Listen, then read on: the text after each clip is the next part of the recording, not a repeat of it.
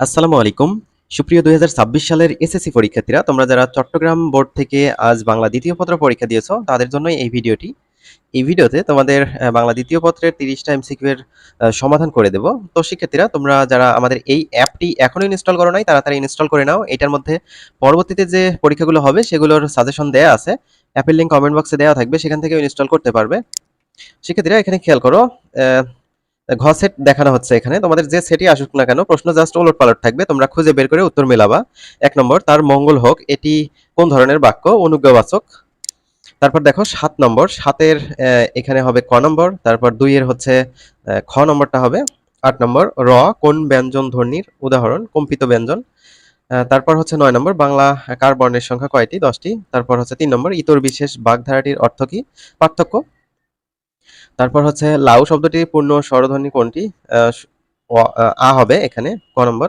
চাঁদ শব্দের সমার্থক শব্দ কোনটি? সুধাংশু। তারপর হচ্ছে কোন বর্ণটি দন্ত স্পষ্ট ব্যঞ্জন? ত।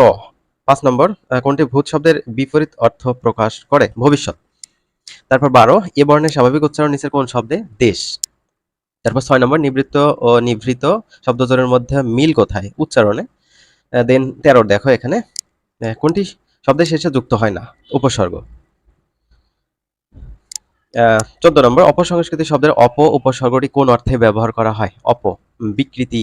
তারপর হচ্ছে ২৩, রাখাল গরুকে ঘাস খাওয়ায়। এই বাক্যে কোন প্রকার ক্রিয়ার উদাহরণ আছে? প্রযোজক ক্রিয়া। তারপর ১৫ নম্বর, ভাব অর্থে তদ্ধিত প্রত্যয় কোনটি? বাহাদুরি। ২৪ এর হচ্ছে ক। ১৬ এখানে হবে হচ্ছে খ নম্বর। ২৫ এর এখানে ক। তারপর ১৭ ক। ১৮ ঘ। ২৬ এর ঘ। দেন ২৭ এর হচ্ছে গ নম্বর হবে। ১৯, তসমা কোন ভাষার শব্দ? ফার্সি। তারপর ২৮, জেসমিন সবার জন্য চা বানিয়েছে, এটি কোন ধরনের বাক্য? সরল বাক্য। নিচের কোনটি ক্রিয়া বিশেষ্য? ভোজন। সাপেক্ষ সর্বনামের উদাহরণ হচ্ছে যেমন তেমন।